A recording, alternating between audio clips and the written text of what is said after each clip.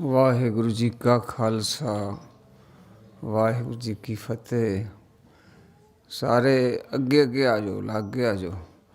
ਮੇਰੀ ਆਵਾਜ਼ ਥੋੜੀ ਬਿਮਾਰ ਹੋਣ ਕਰਕੇ ਢਿੱਲਾ ਹੈ ਤੇ ਇਸ ਕਰਕੇ ਵਾਹਿਗੁਰੂ ਵਾਹਿਗੁਰੂ ਵਾਹਿਗੁਰੂ ਵਾਹਿਗੁਰੂ ਵਾਹਿਗੁਰੂ।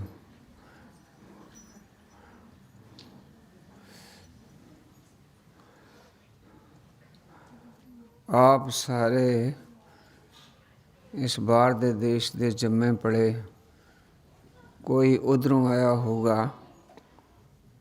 तुहाडी सभ्यता, तुहाडा रहन सहन और तुहाडे जीवन दे लक्ष्य जो तुसीं अचीव कीते ने, महाराज दी बड़ी किरपा है तुहाडे ते। तुसीं सिੱਖੀ वाले पासे आ रहे हो ते नाल नाल होर चंगीਆਂ ਗੱਲਾਂ ਸਿੱਖਣ ਦਾ ਉਪਰਾਲਾ ਕਰ ਰਹੇ ਹੋ। ਜਿਹੜੇ ਸਿੱਖੀ 'ਚ ਨਹੀਂ ਆਏ ਉਹ ਦੇਖਦੇ ਨੇ ਵੀ ਇਹਦੇ ਵਿੱਚ ਕੀ ਫਾਇਦਾ ਹੈ ਅਤੇ ਕੀ ਨੁਕਸਾਨ ਹੈ, ਕੀ ਲਾਭ ਹੈ ਅਤੇ ਕੀ ਇਹਦੇ ਵਿੱਚੋਂ ਸਾਨੂੰ ਕੋਈ ਨੁਕਸਾਨ ਹੁੰਦਾ। ਜਿਨ੍ਹਾਂ ਨੇ ਅੰਮ੍ਰਿਤ ਛਕ ਲਿਆ ਹੈ ਉਹ ਵੇਖਦੇ ਨੇ ਅਸੀਂ ਅੰਮ੍ਰਿਤ ਛਕਿਆ ਹੈ, ਸਾਡੀ ਆਤਮਕ ਜਿਹੜੀ ਸ਼ਕਤੀ ਹੈ ਜਾਂ ਸਾਡੀ ਪਰਮਾਰਥ ਦੀ ਜਿਹੜੀ ਸਾਡੀ ਤਰੱਕੀ ਹੈ ਕੁਝ ਹੋਈ ਹੈ ਕਿ ਨਹੀਂ ਹੋਈ। ਅਤੇ ਜਿਹੜੇ ਵੇਖ ਕੇ ਤੁਹਾਡੇ ਵੱਲ ਆਉਂਦੇ ਨੇ ਵੀ ਇਹਨਾਂ ਨੇ ਅੰਮ੍ਰਿਤ ਛਕਿਆ ਹੈ, ਇਹ ਬਾਣੀ ਪੜ੍ਹਦੇ ਆ, ਇਹ ਚੰਗੇ ਆ, ਕਿਉਂਕਿ ਮਹਾਰਾਜ ਸਾਹਿਬ ਨੇ ਲਿਖਿਆ ਸਈ ਸੁੰਦਰ ਸੋਹਣੇ ਸਾਧ ਸੰਗ ਜਿਨ ਬਹਿਣੇ, ਹਰ ਤਨ ਜਿਨੀ ਸੰਜਿਆ ਸਈ ਗੰਭੀਰ ਅਪਾਰ ਜੀਓ। ਉਹ ਸੋਹਣੇ ਵੀ ਨੇ ਅਤੇ ਜਿਨ੍ਹਾਂ ਨੇ ਵਾਹਿਗੁਰੂ ਦਾ ਨਾਮ ਇਕੱਠਾ ਕੀਤਾ ਉਹ ਗੰਭੀਰ ਵੀ ਨੇ। ਗੰਭੀਰ ਦਾ ਮਤਲਬ ਬੜੇ ਸੰਜਮੀ ਨੇ ਅਤੇ ਅਪਾਰ ਬੜੇ ਉੱਚੇ ਨੇ। ਗੁਰੂ ਨਾਨਕ ਸਾਹਿਬ ਨੇ ਸਾਨੂੰ ਇੱਕ ਵਿੱਚ ਪਰੋਇਆ ਅਤੇ ਇੱਕ ਦਿੱਤਾ। ਤੁਹਾਨੂੰ ਪਤਾ ਹੈ ਜਦੋਂ ਗੁਰੂ ਨਾਨਕ ਸਾਹਿਬ ਸੰਸਾਰ 'ਤੇ ਨਹੀਂ ਸੀ ਆਏ ਅਤੇ ਇਹਨਾਂ ਬ੍ਰਾਹਮਣਾਂ ਨੇ 4 ਵਰਨਾਂ ਵਿੱਚ ਸਾਨੂੰ ਵੰਡਿਆ ਹੋਇਆ ਸੀ। ਬ੍ਰਾਹਮਣ, ਖੱਤਰੀ, ਸ਼ੂਦ ਅਤੇ ਵੈਸ਼। ਬ੍ਰਾਹਮਣ ਦਾ ਕੰਮ ਸੀ ਰੱਬ ਦਾ ਨਾਂ ਜਪਣਾ, ਪੂਜਾ ਕਰਾਉਣੀ। ਅਤੇ ਜਿਹੜਾ ਖੱਤਰੀ ਸੀ ਉਹਦਾ ਮਤਲਬ ਸੀ ਜਾ ਕੇ ਜੰਗਾਂ ਯੁੱਧਾਂ ਵਿੱਚ ਲੜਨਾ, ਲੜਾਈ ਕਰਨੀ। ਜਿਹੜਾ ਵੈਸ਼ ਸੀ ਉਹ ਇਹਨਾਂ ਲਈ ਕੰਮ ਕਰਦਾ ਸੀ ਅਤੇ ਜਿਹੜਾ ਸ਼ੂਦਰ ਸੀ ਉਹ ਇਹਨਾਂ ਦੀ ਸੇਵਾ ਕਰਦਾ ਸੀ। ਤੋ ਐਸੇ ਵਰਨਾਂ ਵਿੱਚ ਵੰਡਣ ਕਰਕੇ ਸਾਰੇ ਲੋਕ ਇੱਕ ਬਰਾਬਰ ਦੇ ਨਹੀਂ ਰਹਿ ਗਏ ਸੀਗੇ ਅਤੇ ਜਾਤਾਂ ਪਾਤਾਂ ਦਾ ਬੜਾ ਝੰਜਟ ਪਿਆ ਹੋਇਆ ਸੀ, ਜਿਹੜਾ ਕਿ ਅਸੀਂ ਹੁਣ ਵੀ ਦੇਖ ਰਹੇ ਹਾਂ। ਅੰਮ੍ਰਿਤ ਛਕ ਕੇ ਵੀ ਸਾਡੀਆਂ ਅੰਦਰੋਂ ਜਾਤਾਂ ਨਹੀਂ ਗਈਆਂ। ਅਜੇ ਵੀ ਅਸੀਂ ਵੇਖਦੇ ਹਾਂ ਕੌਣ ਆ, ਇਹ ਫਲਾਣਾ ਹੈ, ਢੀਂਗੜਾ ਹੈ। ਜਿਹੜੀ ਸਾਨੂੰ ਗੁਰੂ ਗੋਬਿੰਦ ਸਿੰਘ ਨੇ ਸਿੱਖਿਆ ਦਿੱਤੀ, ਗੁਰੂ ਨਾਨਕ ਦੇਵ ਜੀ ਨੇ ਸਿੱਖਿਆ ਦਿੱਤੀ, ਉਹ ਅਸੀਂ ਰੰਚਕ ਮਾਤਰ ਵੀ ਆਪਣੇ ਅੰਦਰ ਵਸਾਉਣ ਦਾ ਯਤਨ ਨਹੀਂ ਕਰਦੇ। ਕਿਉਂਕਿ ਗੁਰੂ ਨਾਨਕ ਸਾਹਿਬ ਨੇ ਇੱਕ ਲਿਆਂਦਾ, ਪਹਿਲਾਂ ਇੱਕ, ਅਤੇ ਇੱਕ ਨੂੰ ਜੋੜਿਆ ਓਮ ਦੇ ਨਾਲ।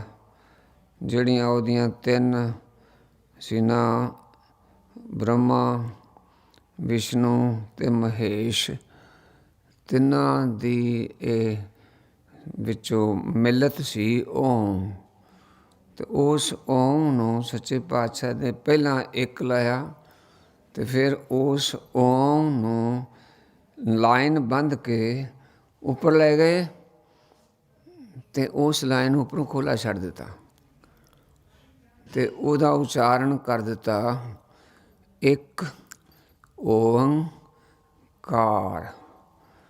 ਇੱਕ ਵਾਹਿਗੁਰੂ ਅਕਾਲ ਪੁਰਖ ਰੱਬ ਸਾਰਿਆਂ ਦਾ ਮਾਲਕ, ਕੋਈ ਤਿੰਨ ਨਹੀਂ। ਅਤੇ ਉਸ ਦਾ ਕਾਰ ਜਿਹੜੀ ਹੈ ਸਾਰੇ ਬ੍ਰਹਿਮੰਡ ਵਿੱਚ ਚੱਲ ਰਹੀ ਹੈ, ਲਗਾਤਾਰ ਚੱਲਦੀ ਪਈ ਹੈ। ਅਤੇ ਸਾਨੂੰ ਇੱਕ ਨਾਲ ਜੋੜ ਕੇ ਗਿਆ ਸਤਿਨਾਮ, ਉਹਦਾ ਨਾਮ ਸੱਚਾ ਹੈ ਅਤੇ ਉਹਦੇ ਨਾਲ ਜੁੜਨਾ। ਫਿਰ ਕਿਹਾ ਕਰਤਾ, ਐਸਾ ਕਰਤਾ ਹੈ ਜਿਹੜਾ ਸਾਰੇ ਸੰਸਾਰ ਨੂੰ ਬਣਾਉਂਦਾ ਹੈ। ਪੁਰਖ ਨੂੰ ਤੁਸੀਂ ਦੇਖਿਆ, ਪੱਪੇ ਨੂੰ ਔਂਕੜ ਲੱਗਾ, ਰਾਰੇ ਅਤੇ ਖੱਖੇ ਨੂੰ ਫੇੜ ਔਂਕੜ ਲੱਗਾ। ਧਿਆਨ ਨਾਲ ਦੇਖੋ, ਪੱਪੇ ਨੂੰ ਔਂਕੜ, ਰਾਰਾ ਖੱਖੇ ਨੂੰ ਔਂਕੜ, ਖੱਖੇ ਨੂੰ ਨਾ ਵੀ ਔਂਕੜ ਲਾਈਏ ਤਾਂ ਵੀ ਪੁਰਖ, ਅਤੇ ਜੇ ਲਾ ਲਈਏ ਤਾਂ ਵੀ ਪੁਰਖ। ਉਹ ਕਿਹੜਾ ਪੁਰਖ ਆ? ਵਿਸ਼ੇਸ਼ ਤੌਰ 'ਤੇ, ਸਪੈਸ਼ਲ ਤੌਰ 'ਤੇ ਕਰਤਾ ਪੁਰਖ ਅਕਾਲ ਪੁਰਖ ਨਾਲ ਸੰਬੋਧਿਤ ਹੋਣ ਕਰਕੇ ਥੱਲੇ ਔਂਕੜ ਲੱਗਿਆ, ਵਿਸ਼ੇਸ਼ਤਾ ਹੈ। ਅਤੇ ਨਿਰਭਉ, ਡਰ ਕਿਸੇ ਦਾ ਨਹੀਂ ਉਹਨੂੰ। ਨਿਰਵੈਰ, ਬਿਨਾਂ ਵੈਰ ਤੋਂ। ਅਕਾਲ, ਕਾਲ ਦੇ ਚੱਕਰ ਵਿੱਚ ਨਹੀਂ। ਮੂਰਤ ਐਸੀ ਹੈ ਜੋ ਕਾਲ ਦੇ ਚੱਕਰ 'ਚ ਨਹੀਂ। ਅਜੂਨੀ, ਜੂਨੀਆਂ ਵਿੱਚ ਨਹੀਂ। ਆਪਣੇ ਆਪ ਤੋਂ ਪ੍ਰਕਾਸ਼। ਐਸਾ ਸਤਿਗੁਰ ਸੱਚੇ ਪਾਤਸ਼ਾਹ ਗੁਰੂ ਦੀ ਕਿਰਪਾ ਤੋਂ ਬਗੈਰ ਪ੍ਰਾਪਤ ਨਹੀਂ ਹੁੰਦਾ। ਅਤੇ ਜਿਨ੍ਹਾਂ ਨੂੰ ਹੋਇਆ ਉਹ ਫਿਰ ਖੁੱਭਦੇ ਜਾਂਦੇ ਨੇ ਇੱਕ ਓਂਕਾਰ ਤੋਂ ਲੈ ਕੇ ਸੱਚੇ ਪਾਤਸ਼ਾਹ ਦੇ ਅਖੀਰ ਤੱਕ ਬਾਣੀ ਪੜ੍ਹੀ ਜਾਂਦੇ ਨੇ ਅਤੇ ਵੇਖੀ ਜਾਂਦੇ ਨੇ ਕੀ ਹੈ ਇਹਦੇ ਵਿੱਚ। ਅਤੇ ਅੱਜ ਸਾਰੀ ਦੁਨੀਆ ਸ਼੍ਰੀ ਗੁਰੂ ਗ੍ਰੰਥ ਸਾਹਿਬ ਨੂੰ ਵਾਚ ਰਹੀ ਹੈ, ਵੇਖ ਰਹੀ ਹੈ, ਪੜ੍ਹ ਰਹੀ ਹੈ ਅਤੇ ਸਮਝ ਰਹੀ ਹੈ ਅਤੇ ਸੋਚ ਰਹੀ ਹੈ। ਅਤੇ ਬੜੇ ਬੜੇ ਵੱਡੇ ਸਕਾਲਰਾਂ ਨੇ ਸਮਝ ਲਿਆ ਕਿ ਦੁਨੀਆ ਵਿੱਚ ਜੇ ਕੋਈ ਧਾਰਮਿਕ ਗ੍ਰੰਥ ਹੈ ਤਾਂ ਉਹ ਸਾਹਿਬ ਸ਼੍ਰੀ ਗੁਰੂ ਗ੍ਰੰਥ ਸਾਹਿਬ ਜੀ ਹਨ, ਜਿਹੜੇ ਸਾਰੇ ਸੰਸਾਰ ਨੂੰ ਗਾਈਡੈਂਸ ਦੇ ਸਕਦੇ ਹਨ। ਤੋ ਐਸਾ ਸਤਿਗੁਰ ਸੇਵੀਏ ਮਨਾ ਜਿਤ ਸੇਵੀਏ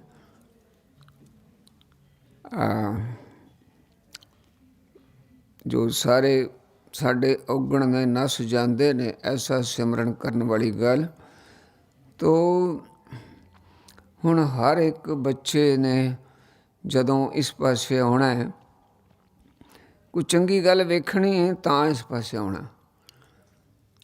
ਅਤੇ ਆਪਣੇ ਅੰਦਰ ਅਸੀਂ ਦੋ ਚੀਜ਼ਾਂ ਵੇਖਣੀਆਂ ਨੇ। ਇੱਕ ਤਾਂ ਹੈ ਸੰਸਾਰੀ ਅਤੇ ਇੱਕ ਹੈ ਪਰਮਾਰਥ ਦੀ ਗੱਲ। ਸੰਸਾਰ ਦਾ ਕੰਮ ਹੈ ਖਾਣਾ ਪੀਣਾ, ਹੱਸਣਾ ਅਤੇ ਸੌਣਾ। ਅਤੇ ਵਿਸਰ ਕੀ ਗਿਆ? ਵਿਸਰ ਗਿਆ ਹੈ ਮਰਨਾ। ਮੌਤ ਵਿਸਰੀ ਹੋਈ ਹੈ, ਡਰ ਵਿਸਰਿਆ ਹੋਇਆ। ਇਸ ਕਰਕੇ ਜਦੋਂ ਡਰ ਨਾ ਹੋਵੇ, ਅੰਦਰ ਭੈ ਨਾ ਹੋਵੇ, ਗੱਲ ਬਣਦੀ ਨਹੀਂ। ਕਿਉਂਕਿ ਭੈ ਵਿੱਚ ਸੂਰਜ, ਭੈ ਵਿੱਚ ਚੰਦ, ਕੋ ਕਰੋੜੀ ਚਲਤਨੰਤ, ਭੈ ਵਿੱਚ ਸਿੱਧ ਬੁੱਧ ਸਰਨਾਥ, ਭੈ ਵਿੱਚ ਆਡਾਣੇ ਆਕਾਸ, ਭੈ ਵਿੱਚ ਜੋਤ ਮਹਾਬਲ ਸੂਰ, ਭੈ ਵਿੱਚ ਆਵੇ ਜਾਵੇ ਪੂਰ। ਸਗਲਿਆ ਭਉ ਲਿਖਿਆ ਸਿਰਲੇਖ, ਨਾਨਕ ਨਿਰਭਉ ਨਿਰੰਕਾਰ ਸੱਚ ਏਕ। ਤੋ ਸਾਰੀਆਂ ਚੀਜ਼ਾਂ ਜਦੋਂ ਭੈ ਵਿੱਚ ਨੇ, ਅਸੀਂ ਭੈ ਵਿੱਚ ਕਿਉਂ ਨਹੀਂ ਹਾਂ? ਦਾ ਮਤਲਬ ਸ਼੍ਰੀ ਗੁਰੂ ਗ੍ਰੰਥ ਸਾਹਿਬ ਦੀ ਗੱਲ ਮੰਨਦੇ ਨਹੀਂ ਅਸੀਂ, ਇਸ ਕਰਕੇ ਭੈ ਵਿੱਚ ਨਹੀਂ ਆਉਂਦੇ। ਜੇ ਗੁਰੂ ਗ੍ਰੰਥ ਸਾਹਿਬ ਦੀ ਗੱਲ ਮੰਨਾਂਗੇ, ਸਾਡੇ ਅੰਦਰ ਵੀ ਭੈ ਵਸੇਗਾ। ਅਸੀਂ ਭੈ ਭਾਵਨੀ ਨਾਲ ਸੱਚੇ ਪਾਤਸ਼ਾਹ ਦੀ ਗੱਲ ਸੁਣਾਂਗੇ, ਮੰਨਾਂਗੇ। ਸਾਡੇ ਸਰੀਰ ਨੂੰ ਪਾਲਣ ਵਾਸਤੇ ਸਾਡੀ ਖੁਰਾਕ ਹੈ ਅਤੇ ਸਾਡੀ ਆਤਮਾ ਨੂੰ ਪਾਲਣ ਵਾਸਤੇ ਸਾਡੀ ਬਾਣੀ ਹੈ ਅਤੇ ਸਿਮਰਨ ਹੈ। ਜੇ ਬਾਣੀ ਅਤੇ ਖੁਰਾਕ ਇੱਕੋ ਜਿਹੀ ਨਾਲ ਨਾਲ ਚੱਲੇਗੀ ਤਾਂ ਸਰੀਰ ਵੀ ਠੀਕ ਰਹੇਗਾ ਅਤੇ ਸਾਡੀ ਆਤਮਾ ਵੀ ਠੀਕ ਰਹੇਗੀ। ਅਤੇ ਗੁਰੂ ਰਾਮਦਾਸ ਸਾਹਿਬ ਜੀ ਨੇ ਸਾਨੂੰ ਆਰਡਰ ਕਰ ਦਿੱਤਾ ਹੈ, ਹੁਕਮ ਦੇ ਦਿੱਤਾ ਹੈ, ਗੁਰ ਸਤਿਗੁਰ ਕਾ ਜੋ ਸਿੱਖ ਅਖਾਏ। ਕਿ ਤੂੰ ਕਹਿ ਹੀ ਸਿੱਖ, ਤੂੰ ਅਖਵਾ ਹੀ ਤਾਂ ਸਕਦਾ ਹੈ। ਤੇਰਾ ਨਾਂ ਸਿੱਖ ਪੈ ਹੀ ਤਾਂ ਸਕਦਾ ਜੋ ਭਲ ਕੇ ਉੱਠ ਹਰ ਨਾਮ ਧਿਆਏ। ਨਾਮ ਜਪਣਾ ਸਵੇਰੇ ਉੱਠ ਕੇ ਉੱਠਦਿਆਂ ਸੱਚੇ ਪਾਤਸ਼ਾਹ ਦੀ ਉੱਠਦਿਆਂ ਸਾਰ ਵਾਹਿਗੁਰੂ ਸਤਨਾਮ ਸ੍ਰੀ ਵਾਹਿਗੁਰੂ ਸੱਚੇ ਪਾਤਸ਼ਾਹ ਕਿਰਪਾ ਕੀਤੀ, ਅੰਮ੍ਰਿਤ ਵੇਲਾ ਬਖਸ਼ਿਆ, ਉਠਾਇਆ, ਤੇਰਾ ਸ਼ੁਕਰ ਹੈ। ਤੇ ਉਦਮ ਕਰੇ, ਨਿਰਾ ਉੱਠਣਾ ਹੀ ਨਹੀਂ ਵੀ ਚੱਲ ਮੈਂ ਬਿਸਤਰੇ 'ਚ ਪਿਆ ਵਾਹਿਗੁਰੂ ਵਾਹਿਗੁਰੂ ਕਰੀ ਜਾਣਾ, ਨਹੀਂ। ਉਦਮ ਕਰੇ ਭਲਕੇ ਪ੍ਰਭਾਤੀ, ਉਦਮ ਨਾਲ ਉੱਠੇ, ਇਸ਼ਨਾਨ ਕਰੇ। ਕਿਉਂ ਇਸ਼ਨਾਨ ਕਰੇ? ਰਾਤ ਦੀ ਕੱਲ੍ਹ ਦੀ ਸਾਰੀ ਮਲ ਮੂਤਰ ਸਾਡੇ ਸਰੀਰ ਵਿੱਚ ਜੋ ਚਮੜੀ, ਜੋ ਸਰੀਰ ਦੇ ਅੰਗ ਸਾਰੇ ਮਲ ਨਾਲ ਭਰੇ ਹੋਏ ਨੇ, ਉਹਨਾਂ ਨੂੰ ਸੋਧਣ ਵਾਸਤੇ ਦੰਦਾਂ ਦੀ ਸਫਾਈ, ਇਸ਼ਨਾਨ, ਕੇਸ ਸਾਰੇ ਧੋ ਕੇ, ਬਸਤਰ ਆਦਿਕ ਮੁੜ ਕੇ ਬਦਲ ਕੇ, ਸਵੱਛ ਹੋ ਕੇ ਇਸ਼ਨਾਨ ਕਰੇ, ਅੰਮ੍ਰਿਤਸਰ ਨਹਾਵੇ। ਉਪਦੇਸ਼ ਗੁਰੂ ਜੋ ਮਹਾਰਾਜ ਨੇ ਉਪਦੇਸ਼ ਦਿੱਤਾ ਹੈ ਉਹਦਾ ਜਪਣ ਕਰੇ। ਸਭ ਕਿਲ ਵਿਖ ਪਾਪ ਦੋਖ ਲੈ ਜਾਵੇ। ਫਿਰ ਚੜ੍ਹੇ ਦਿਵਸ, ਦਿਨ ਚੜ੍ਹੇ ਗੁਰਬਾਣੀ ਗਾਵੇ, ਗੁਰਬਾਣੀ ਪੜ੍ਹਦਾ ਰਵੇ ਅਤੇ ਬਹਿੰਦਿਆਂ ਉੱਠਦਿਆਂ ਆਪਣੀ ਸੁਰਤ ਨੂੰ ਵਾਹਿਗੁਰੂ ਵਾਹਿਗੁਰੂ ਵਾਹਿਗੁਰੂ ਨਾਲ ਜੋੜੀ ਰੱਖੇ। ਜੋ ਸਾਸ ਗਿਰਾਸ ਧਿਆਏ, ਜੋ ਸਦਾ ਸਦਾ ਸਦੀਵ ਕਾਲ ਵਾਹਿਗੁਰੂ ਦਾ ਨਾਮ ਜਪਦਾ, ਸੋ ਗੁਰਸਿੱਖ ਗੁਰੂ ਮਨ ਭਾਵੇ। ਜਿਸ ਨੂੰ ਦਿਆਲ ਹੋਏ ਮੇਰਾ ਸੁਆਮੀ, ਤਿਸ ਗੁਰਸਿੱਖ ਗੁਰੂ ਉਪਦੇਸ਼ ਸੁਣਾਵੇ। ਜਾਂ ਨਾਨਕ ਧੂੜ ਮੰਗੇ ਤਿਸ ਗੁਰਸਿੱਖ ਕੀ, ਜੋ ਆਪ ਜਪੇ ਅਵਰਾ ਨਾਮ ਜਪਾਵੇ।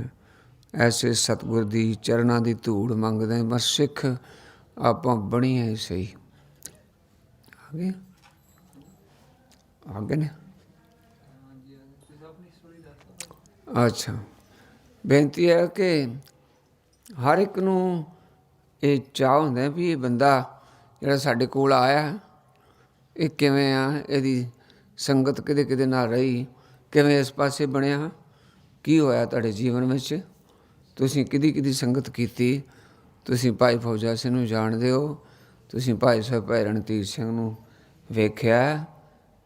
ਤੋ ਦਾਸ ਦੀ ਉਮਰ ਜਿਸ ਵੇਲੇ ਦਾਸ ਨੇ ਅੰਮ੍ਰਿਤ ਛਕਿਆ, ਮੈਂ 10ਵੀਂ 'ਚ ਪੜ੍ਹਦਾ ਸੀ। 10ਵੀਂ ਪੜ੍ਹਦਿਆਂ ਪੜ੍ਹਦਿਆਂ ਪਿੰਡ ਵਿੱਚ ਅੰਮ੍ਰਿਤ ਛਕਣ ਦਾ ਚਾਅ 5ਵੀਂ ਤੋਂ ਸ਼ੁਰੂ ਹੋਇਆ। ਜਪਜੀ ਸਾਹਿਬ ਦਾ ਪਾਠ ਯਾਦ ਕੀਤਾ, ਰਹਿਰਾਸ ਸਾਹਿਬ ਦਾ ਪਾਠ ਯਾਦ ਕੀਤਾ, ਕੀਰਤਨ ਸਵੇਰ ਦਾ ਪਾਠ ਕੀਤਾ। ਪਿੰਡ ਵਿੱਚ ਪੈਦਾ ਹੋ ਕੇ 3-4 ਮੀਲ ਤੁਰ ਕੇ ਪੜ੍ਹਨ ਜਾਣਾ ਆਉਣਾ, ਅਤੇ ਪੜ੍ਹਨ ਦਾ ਸ਼ੌਕ ਸੀ, ਹੋਰ ਖੇਡਣ ਖੁੱਡਣ ਦਾ ਘੱਟ ਸੀ। ਤਾਂ ਜਦੋਂ ਅੰਮ੍ਰਿਤ ਛਕ ਲਿਆ ਤਾਂ ਮੈਨੂੰ ਪਤਾ ਹੀ ਨਹੀਂ ਸੀ ਭਈ ਕਿਰਪਾਨ ਵੀ ਜ਼ਰੂਰੀ ਹੈ। ਮੈਨੂੰ ਪਤਾ ਹੀ ਨਹੀਂ ਸੀ 5 ਬਾਣੀਆਂ ਪੜ੍ਹਨੀਆਂ ਵੀ ਜ਼ਰੂਰੀ ਨੇ। ਤਾਂ ਮੈਨੂੰ ਪਤਾ ਹੀ ਨਹੀਂ ਸੀਗਾ ਵੀ ਕਿਹੜੀ ਕਿਹੜੀ ਰਹਿਤ, ਕਿਉਂਕਿ ਸਾਨੂੰ ਅੰਮ੍ਰਿਤ ਛਕਾਉਣ ਵਾਲੇ ਪਿੰਡਾਂ ਦੇ ਪਾਠੀ ਸੀ। ਉਹਨਾਂ ਨੇ 5-7 ਬੰਦਿਆਂ ਨੂੰ, ਸਾਡੇ ਪਿੰਡ ਦਿਆਂ ਨੂੰ ਅੰਮ੍ਰਿਤ ਛਕਾਤਾ। ਮੀਨਵਾਈਲ ਮੈਂ 10ਵੀਂ 1953 ਵਿੱਚ ਕੀਤੀ। ਉਸ ਵੇਲੇ ਮੇਰੀ ਉਮਰ ਕੋਈ 16 ਸਾਲ ਦੀ ਉਮਰ ਸੀ, ਅਤੇ ਮੈਂ 54 ਵਿੱਚ 18 ਸਾਲ ਦੀ ਉਮਰ, 17-18 ਸਾਲ ਦੀ ਉਮਰ ਵਿੱਚ ਇੱਕ ਟੀਚਰ ਟ੍ਰੇਨਿੰਗ ਸੀ, ਉਹ ਕਰਨ ਵਾਸਤੇ ਮੈਂ ਲੁਧਿਆਣੇ ਡਿਸਟ੍ਰਿਕਟ ਵਿੱਚ ਜਗਰਾਓਂ ਹੈ ਉੱਥੇ ਆਇਆ। ਜਦੋਂ ਮੈਂ ਟ੍ਰੇਨਿੰਗ ਸ਼ੁਰੂ ਕੀਤੀ ਤਾਂ ਮੈਨੂੰ ਇੱਕ ਮੇਰਾ ਕਲਾਸ ਫੈਲੋ ਮਿਲਿਆ। ਉਹਦੇ ਨਾਲ ਉਹ ਕਿਤੇ ਭਾਈ ਸਾਹਿਬ ਦਾ ਉਹਨੇ ਦਰਸ਼ਨ ਕੀਤੇ ਸੀ, ਅਤੇ ਨਾਲ ਹੀ ਉਹਨਾਂ ਦੇ ਪਿਤਾ ਜੀ ਨਾਰੰਗਵਾਲ ਦੇ ਲਾਗੇ ਮੋਹੀ ਪਿੰਡ ਆ, ਉੱਥੇ ਪੜ੍ਹਾਇਆ ਕਰਦੇ ਸੀ ਪੰਜਾਬੀ। ਸਰਦਾਰ ਕਰਤਾਰ ਸਿੰਘ ਜੀ ਗਿਆਨੀ, ਉਹਨਾਂ ਦੇ ਮਾਤਾ ਜੀ ਵੀ ਪੜ੍ਹਾਉਂਦੇ ਸੀ।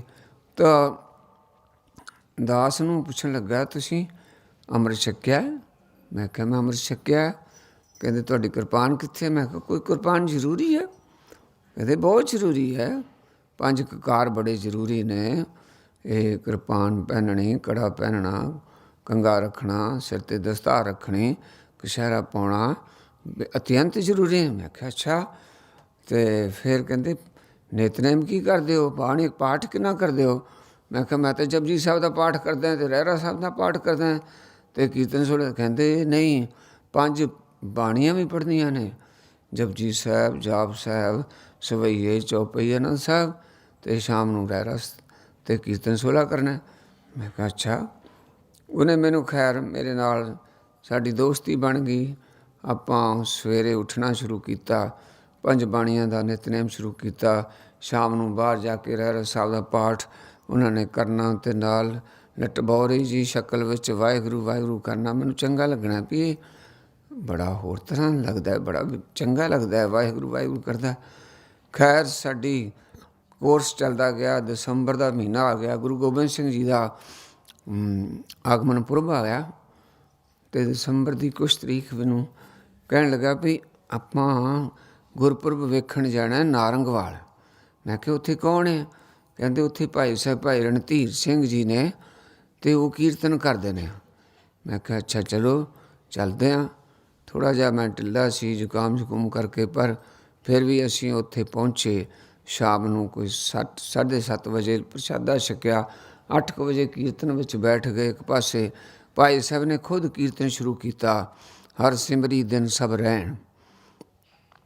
ਜਿਸ ਵੇਲੇ ਭਾਈ ਸਾਹਿਬ ਨੇ ਇਹ ਤੁਕ ਪੜ੍ਹਨੀ ਸ਼ੁਰੂ ਕੀਤੀ ਨਾ, ਜਨਮ ਜਨਮ ਕਾ ਵਿਛੜਿਆ, ਅਤੇ ਉਹਨੂੰ ਪੰਚਮ ਵਿੱਚ ਲੈ ਗਏ। ਇਤਨੀ ਉੱਚੀ ਸੁਰ ਵਿੱਚ ਲੈ ਗਏ ਕਿ ਉਹਨੂੰ 3 ਵਾਰਾਂ 4 ਵਾਰਾਂ 5 ਵਾਰਾਂ ਰਿਪੀਟ ਕਰੀ ਜਾਣ ਅਤੇ ਇੰਝ ਸੰਗਤ ਦੇ ਅੰਦਰ ਧੱਸਦਾ ਜਾਵੇ ਕਿ ਸਾਰੀ ਸੰਗਤ ਜਿਵੇਂ ਆਪਾਂ ਜਨਮਾਂ ਜਨਮਾਤਰਾਂ ਦੀ ਵਿਛੜੀ ਹੋਈ ਆ। ਮੈਨੂੰ ਵੀ ਇਸ ਤਰ੍ਹਾਂ ਮਹਿਸੂਸ ਹੋਇਆ। ਭਾਈ ਸਾਹਿਬ ਨੇ 2.5-3 ਘੰਟੇ ਇਸ ਸਾਰੇ ਸ਼ਬਦ ਦਾ ਅਤੇ ਵਿੱਚ ਹੋਰ ਸ਼ਬਦ ਰਲਾ ਕੇ ਕੀਰਤਨ ਕੀਤਾ। ਉਹਨਾਂ ਦੇ ਬਾਅਦ ਬੀਬੀਆਂ ਨੇ ਕੀਰਤਨ ਸ਼ੁਰੂ ਕੀਤਾ।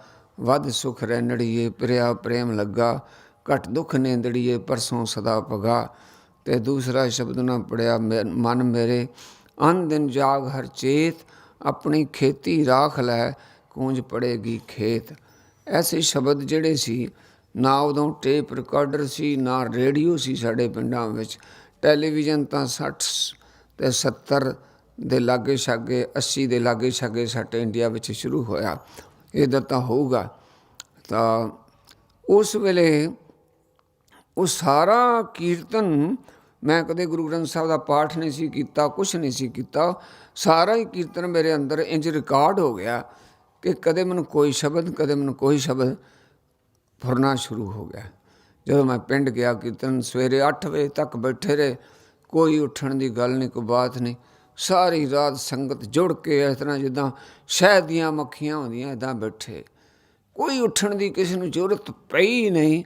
ਔਰ ਬੜੇ ਜੁੜ ਕੇ ਸਾਰੇ ਕੀਰਤਨ ਸੁਣਨ ਵਿੱਚ ਹੀ ਸਾਰੇ ਆਨੰਦਿਤ ਹੋਏ। ਕਿਸੇ ਨੂੰ ਇਹ ਨਹੀਂ ਵੀ ਮੈਂ ਸ਼ਬਦ ਪੜ੍ਹਨਾ ਜਾਂ ਨਹੀਂ ਪੜ੍ਹਨਾ। ਜਿਹਨੂੰ ਇਸ਼ਾਰਾ ਹੋ ਗਿਆ ਉਹ ਜਾ ਕੇ ਸ਼ਬਦ ਪੜ੍ਹਨਾ ਸ਼ੁਰੂ ਕਰ ਦਿੱਤਾ। ਪਰ ਜਿੱਥੇ ਬਹਿ ਗਿਆ ਕੋਈ, ਉੱਥੇ ਹੀ ਬੈਠਾ ਰਿਹਾ।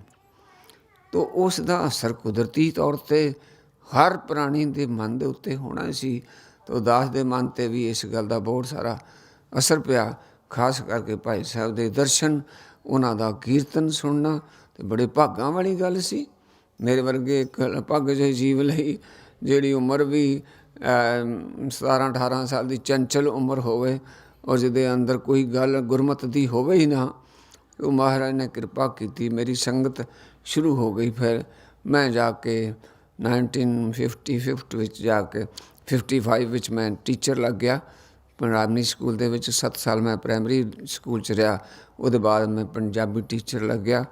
ਮੈਂ BA ਕੀਤੀ ਅਤੇ ਗਿਆਨੀ ਕਰਕੇ ਮੈਂ ਪੰਜਾਬੀ ਟੀਚਰ ਲੱਗ ਗਿਆ। ਫਿਰ ਮੈਂ 1995 ਤੱਕ ਪੜ੍ਹਾਉਂਦਾ ਰਿਹਾ ਅਤੇ 95 ਵਿੱਚ ਮੈਂ ਰਿਟਾਇਰ ਹੋ ਗਿਆ as Punjabi teacher from Gurdaspur senior secondary school ਦੇ ਵਿੱਚੋਂ। ਪੰਜਾਬੀ ਮੈਂ 40 ਸਾਲ ਪੜ੍ਹਾਈ ਅਤੇ ਪੰਜਾਬੀ ਦਾ ਹੀ ਮੇਰਾ ਮੁਹਾਵਰਾ ਜਿਹੜਾ ਸੀ। ਨਾਲ ਨਾਲ ਬੱਚਿਆਂ ਨੂੰ ਗੁਰਬਾਣੀ ਸਿਖਾਉਣ ਦਾ ਵੀ ਮਨ ਜਿਹੜਾ ਨਾ, ਉਹ ਪ੍ਰੇਰਨਾ ਦਿੰਦਾ ਰਿਹਾ। ਅਤੇ ਜਿਹੜੇ ਬੱਚੇ ਸੰਪਰਕ 'ਚ ਆਏ, ਉਹਨਾਂ ਨੂੰ ਬਾਣੀ ਪੜ੍ਹਾਉਣੀ ਸਿਖਾਉਣੀ। ਪ੍ਰਾਇਮਰੀ 'ਚ ਵੀ ਮੈਂ ਇੱਦਾਂ ਸ਼ੁਰੂ ਕੀਤਾ। ਅਤੇ ਮੈਂ 1956 ਵਿੱਚ ਲੁਧਿਆਣੇ ਆ ਕੇ ਫਿਰ ਦੁਬਾਰਾ ਅੰਮ੍ਰਿਤ ਛਕਿਆ ਅਤੇ ਮਹਾਰਾਜ ਨੇ ਕਿਰਪਾ ਬਖਸ਼ਿਸ਼ ਕੀਤੀ। ਸੰਗਤ ਬਣੀ, ਕੀਰਤਨ ਸੁਣਨ ਦਾ ਮੌਕਾ ਮਿਲਿਆ। ਸਾਰਾ ਕੀਰਤਨ ਦੇ ਬਾਅਦ ਫਿਰ ਮਨ ਵਿੱਚ ਚਾਅ ਹੋਇਆ ਵੀ ਕੋਈ ਵਾਜਾ ਮਿਲ ਜਾਵੇ। ਕਿਰਪਾਨ ਧਾਰਨ ਕਰ ਲਈ, ਨਿਤਨੇਮ ਸ਼ੁਰੂ ਕੀਤਾ। ਅੰਮ੍ਰਿਤ ਛਕਣ ਦੇ ਬਾਅਦ ਪਿੰਡ ਵਿੱਚ ਹੀ ਰਹਿਣਾ। 25 ਸਾਲ ਪਿੰਡ ਵਿੱਚ ਰਿਹਾ ਅਤੇ ਉੱਥੇ ਜਾ ਕੇ ਬਾਹਰ ਖੂਹਾਂ 'ਤੇ ਜਾ ਕੇ ਇਸ਼ਨਾਨ ਕਰਨਾ। ਔਰ ਜਦੋਂ ਮੈਂ 1963 ਵਿੱਚ ਜਾ ਕੇ ਅਤੇ ਜੌੜਾ ਛਤਰਾ ਇੱਕ ਗੁਰਦਾਸਪੁਰ ਡਿਸਟ੍ਰਿਕਟ ਵਿੱਚ ਪਿੰਡ ਹੈ, ਉੱਥੇ ਲੱਗਾ ਤਾਂ ਲਾਗੇ ਭਾਈ ਸਾਹਿਬ ਭਾਈ ਫੌਜਾ ਸਿੰਘ ਦਾ ਪਿੰਡ ਹੈ ਗਜਨੀਪੁਰ। ਉਹ ਰਸਤੇ ਵਿੱਚ ਆਉਂਦਾ ਹੈ 5 ਮੀਲ ਗੁਰਦਾਸਪੁਰ ਤੋਂ। ਤਾਂ ਉਹਨਾਂ ਦੀ ਅਚਾਨਕ ਮੇਰੇ ਨਾਲ ਮਿਲਣੀ ਹੋ ਗਈ 1963 ਵਿੱਚ। 63 ਤੋਂ ਲੈ ਕੇ ਸਮਝ ਲਓ ਵੀ 78 ਤੱਕ ਸਾਡੀ ਸਮਝ ਲਓ ਵੀ ਕੋਈ 8-9 ਸਾਲ ਆਪੋ 'ਚ ਮਿੱਤਰਤਾ ਦੋਸਤੀ ਆਉਣ ਜਾਣ ਬਣਿਆ ਰਿਹਾ। ਔਰ ਉਸ ਵੇਲੇ ਭਾਈ ਸਾਹਿਬ BSc ਕਰ ਰਹੇ ਸੀ ਐਗਰੀਕਲਚਰ ਦੀ ਲੁਧਿਆਣਾ ਯੂਨੀਵਰਸਿਟੀ ਵਿੱਚ। ਔਰ ਉਹਨਾਂ ਨੇ 10ਵੀਂ ਤੋਂ ਬਾਅਦ 2 ਸਾਲ ਜਿਹੜੇ ਨਾ ਉਹ ਛੱਡ ਕੇ ਚਲੇ ਗਏ, ਪੜ੍ਹਾਈ ਵੱਲੋਂ ਚਲੇ ਗਏ, ਛੱਡ ਕੇ ਸਾਧਾਂ ਸੰਤਾਂ ਨਾਲ ਚਲੇ ਗਏ। ਸਾਧਾਂ ਸੰਤਾਂ ਨਾਲ ਜਿਸ ਵੇਲੇ ਚਲੇ ਗਏ ਤਾਂ ਉਹਨਾਂ ਦਾ ਪਿਤਾ ਜੀ ਥੋੜ੍ਹੇ ਨਿਰਾਸ਼ ਹੋਏ ਵੀ ਇਹ ਕਿਉਂ ਚਲੇ ਗਿਆ। ਪਰ ਫਿਰ ਆਣ ਕੇ ਉਹਨਾਂ ਨੇ ਆਪਣੇ ਕਾਲਜ ਦੀ ਪੜ੍ਹਾਈ ਸ਼ੁਰੂ ਕੀਤੀ। ਇਸ ਕਰਕੇ ਮੇਰੇ ਨਾਲ 2 ਸਾਲ ਵੱਡੇ ਸੀ, ਪਰ ਪੜ੍ਹਾਈ ਵਿੱਚ ਉਹਨਾਂ ਨੇ ਥੋੜ੍ਹਾ ਲੇਟ ਸ਼ੁਰੂ ਕੀਤਾ ਔਰ BSc ਐਗਰੀਕਲਚਰ ਕਰਕੇ ਐਗਰੀਕਲਚਰ ਇੰਸਪੈਕਟਰ ਲੱਗ ਗਏ।